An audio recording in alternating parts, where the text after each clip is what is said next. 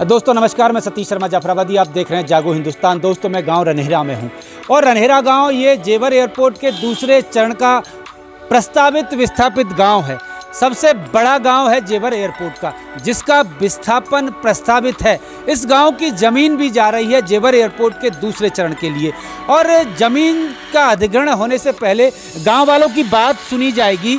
प्रशासन के अधिकारी, जिला और यमुना विकास प्राधिकरण के अधिकारी और SIS सर्वे टीम इस गांव में इसी स्कूल पर, ये आदर्श इंटर कॉलेज रनहेरा है, 10 नवंबर को सुनवाई होनी है। यह जेवर एयरपोर्ट के दूसरे चरण का सबसे बड़ा गांव है। लगभग 8000 आबादी है इस गांव की और सैकड़ों दुकानें हैं, इंटर कॉलेज है, कई स्कूल हैं और बैंक तक है और भरा पूरा बाजार है। ये रनहेरा गांव है। इस रनहेरा गांव के तमाम बुजुर्ग मौजूद हैं यहाँ मेरे साथ और इस गांव के जो हैं वकील साहब संजीव गौड़ जी, जो प्रधान रह चुके हैं गांव के, वो भी मेरे साथ मौजूद हैं।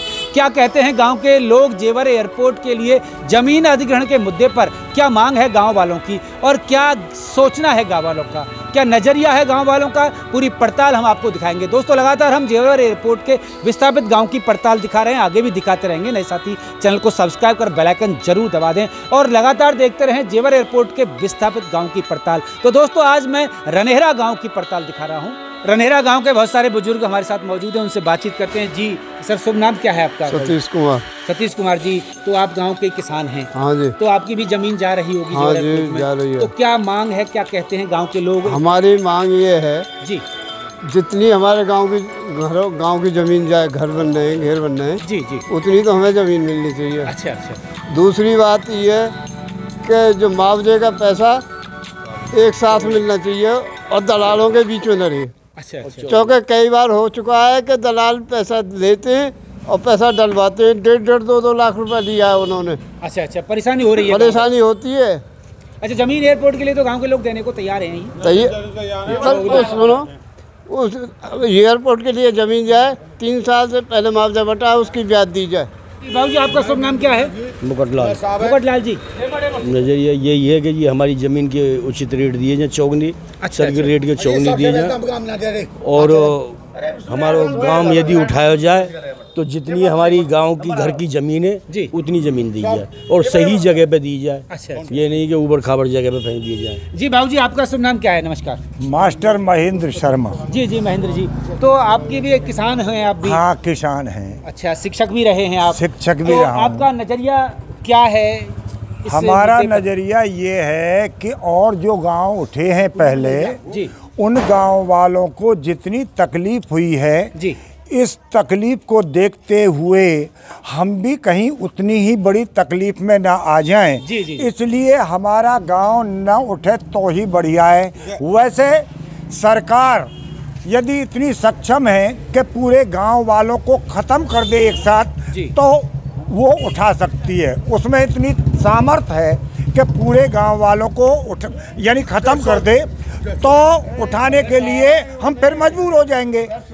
नहीं, गांव के लोगों को यदि यहाँ विस्थापित किया जाए, बढ़िया सुविधा दी जाए और अच्छी जगह पर बसाया जाए, हाँ। तो उसमें क्या नजरिया रहे? सबसे पहली बात तो ये कि अथॉरिटी में जितने भी अथॉरिटी के अधिकारी, अथॉरिटी में जितने भी एम्प्लॉइज हैं, वो इस टाइप के हो गए हैं कि हमारे गांव को उठने में उनको अपना कितना स्वार्थ दिख रहा है। जी जी जी, वो कितना पैसा यहाँ से बना सकते हैं, क्योंकि गांव का आदमी सीधा होता है जी, इसलिए वो अपनी सुविधा के अनुसार अपने अधिकारियों को, गवर्नमेंट को भी अपनी तरफ से मोड़ रहे हैं कि रनहेरा गांव जरूर उठना चाहिए। अच्छा अच्छा। नरेश कुमार शर्मा। नरेश कुमार जी, तो आपकी भी जमीन है, क्या काम करते हैं? खेती किसानी करते हैं, कुछ और करते हैं? नहीं, किसानी भी करते हैं, छोटा रोजगार भी है गांव में, दुकान को लेकर। अच्छा अच्छा, कितनी दुकानें हैं आपके गाँव में? गांव में समथिंग है साहब 120 से ऊपर ही है। ऐसे 120? सब शटर वाली दुकान है। शटर वाली दुकान है। तो क्या दुकानदार के दृष्टि से क्या नजरिया है आपका? सर नजरिया यही है, अभी जो देखने में आ रहा है उससे तो बहुत ही परेशानी है लोग बागों को। जैसा सुनने में आ रहा है कि रोजगार का मतलब ख़त्म हो जाएंगे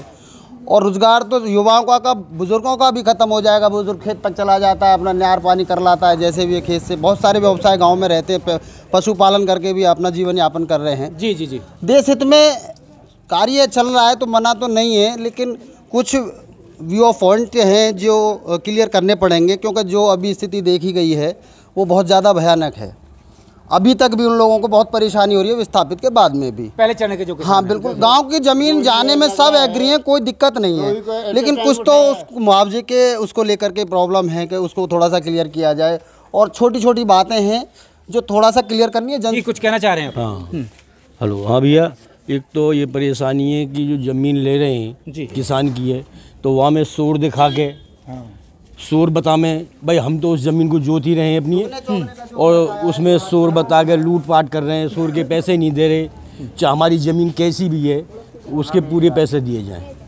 शोर का कोई भी पैसा ये जो अथॉरिटी वाले काटा पीटा नहीं जाए, यानी कि काटा जमीन पीटा नहीं किसान जाए। जोत रहा है जिस पर हाँ। किसान का कब्जा है उसके पूरा पैसा उसको उसको मिलना चाहिए। हाँ, और इनको शहर की जो बता रहे हैं इनमें कोई शहर की कोई सुविधा नहीं है, तो 60 मीटर से गुजारा नहीं है, देहात में जितनी हमारी बस ज़मीन है जितनी उतनी हमें मिल जाए हाँ। तो कोई समस्या नहीं।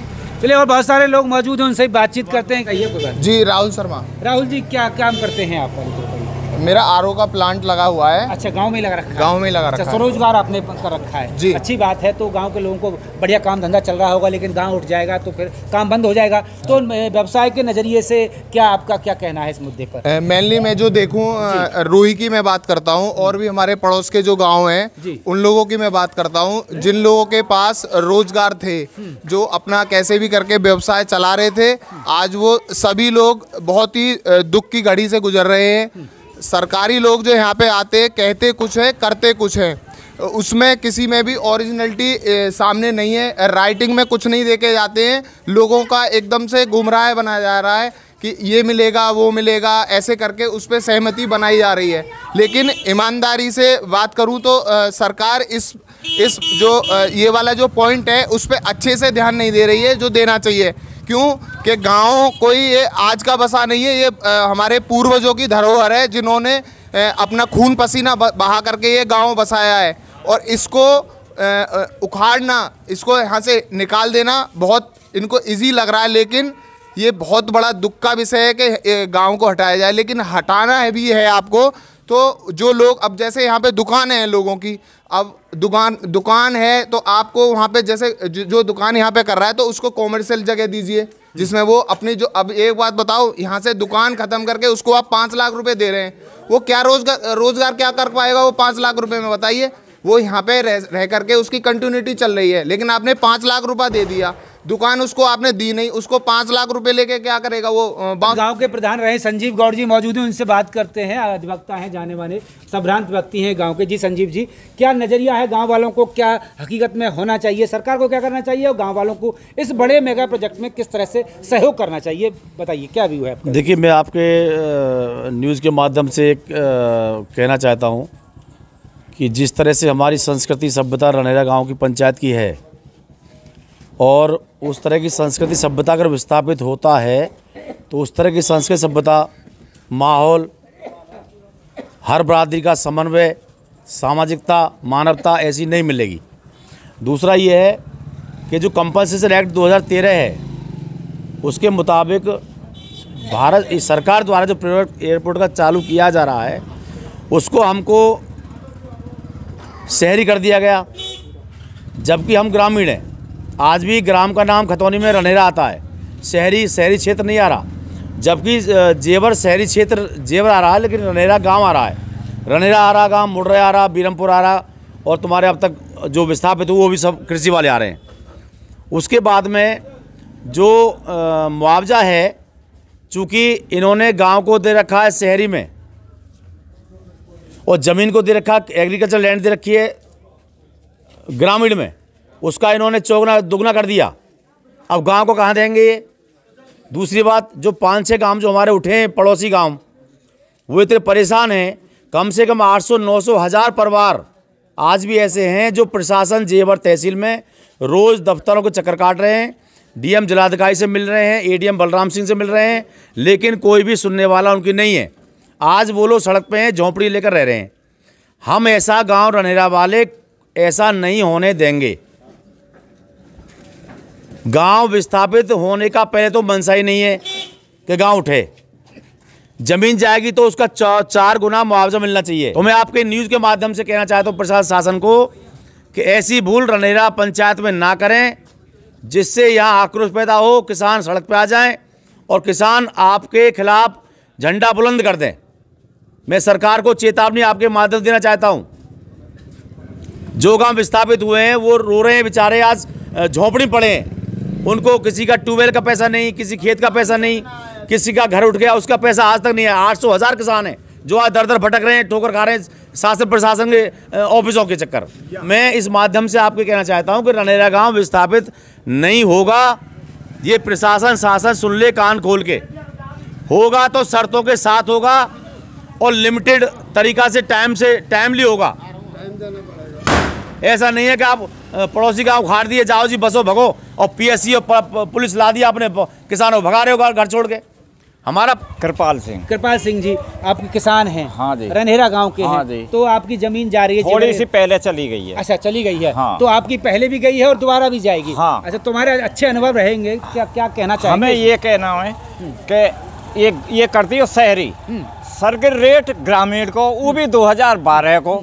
और पहले तुम चलो शहरी कर रहे हो, सर्किट रेट है तो शहर को करो, सर्किट रेट ग्रामीण को दे रहे हो। और नाम ते शहर ते कहा है, जब हमें पैसा तुम ग्रामीण को दे रहे हो वो दोनों न, और सर्किट रेट पहले शहर को करो, सर्किट रेट ग्रामीण को, और तुम शहर करके वह ग्रामीण वाले दोनों दे रहे हो। तो पहले शहर को सर्किट रेट करो, वाके बाद जो दोनों दो। जी बाबूजी, क्या नाम है आपका? लालचंद शर्मा जी, रनहेरा गांव के रहने वाले हैं, किसान हैं? हाँ, किसान है। अच्छा, तो आपकी जमीन भी जा रही है तो क्या कहना हमारी है? चली भी गई और जाएगी भी। अच्छा, तो क्या बात आपकी रखी नहीं गई? बात है, नाते शहरी को दे रहे और ना ये देहात को दे रहे। पहली बेईमान की हमें चाहिए चौक, और प्राधिकरण खाएगा लूट के। चौथाई पैसा तो धरती के प्राधिकरण खाएगा, किसान बेकार है वो है। नाम वीरपाल सिंह जी, किसान हैं, आप भी गांव के रहने वाले हैं। गांव उठने का जो है प्रस्ताव है और जमीन भी जा रही है एयरपोर्ट के दूसरे चरण के लिए। ना जमीन दे रहे ना गांव दे रहे। जी, क्यों नहीं दे रहे? देना तो बड़ा प्रोजेक्ट है, देना चाहिए, लेकिन बात अपनी रखनी चाहिए। क्या आपकी बात है, ये बताइए। एक तो पैसा ना दे रही है। अच्छा, पैसा दे रहे हैं जन कौन सी 250 वर्ष पुरानी बातें अंग्रेजी शासन के। जब हमारा गांव में तो चौक न दो।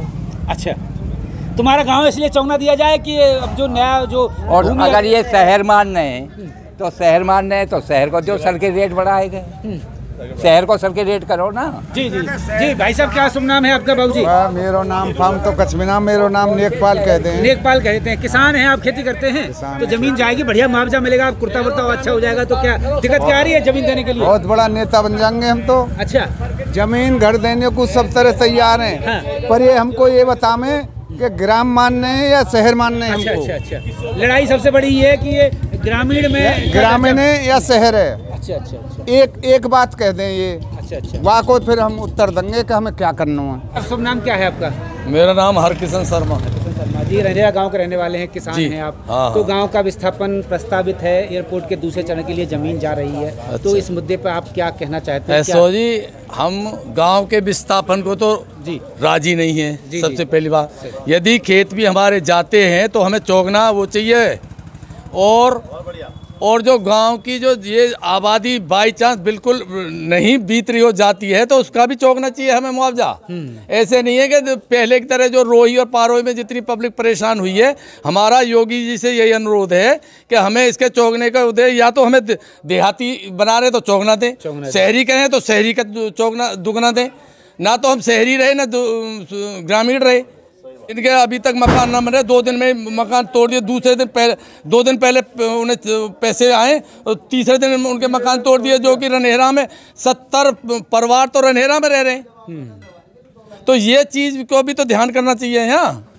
तो दोस्तों, आपने देखा, सुना और समझा कि रनहेरा गांव के लोग जागरूक हैं और बड़ा गांव है। जेवर एयरपोर्ट के दूसरे चरण का सबसे बड़ा गांव है, जिसका विस्थापन प्रस्तावित है। गांव के तमाम सभी वर्ग के लोग यहाँ मौजूद हैं। लोग अपनी ज़मीन देना चाहते हैं जेवर जैसे, एयरपोर्ट जैसे मेगा प्रोजेक्ट के लिए। लेकिन गांव वालों का कहना ये है कि जो पड़ोसी गांव के लोग जो विस्थापित हुए हैं, उनकी बहुत सारी समस्याएं, आज तक उनकी समस्याएं हल नहीं हुई हैं। अफसर हीला हवाली कर रहे हैं, अपना तेरी कर रहे हैं और भेदभाव और रिश्वतखोरी का बाजार गर्म है। ऐसे में लोग परेशान हैं, लोग अपने घरों में नहीं रह पा रहे, गाँव उन्होंने छोड़ दिए हैं और घर भी नहीं बना पा रहे। कहीं ना कहीं हीला हवाली तो जरूर है। उच्च अधिकारी अधिकारी इस तरफ ध्यान देंगे। लगातार हम जेवर एयरपोर्ट के विस्थापित गाँव की पड़ताल दिखा रहे हैं, आगे भी दिखाते रहेंगे। नए साथी चैनल को सब्सक्राइब कर बेल आइकन और जरूर दबा दें और लगातार देखते रहें जेवर एयरपोर्ट के विस्थापित गाँव की पड़ताल। सतीश शर्मा जाफराबादी के साथ मैं रनहेरा गाँव से, नमस्कार।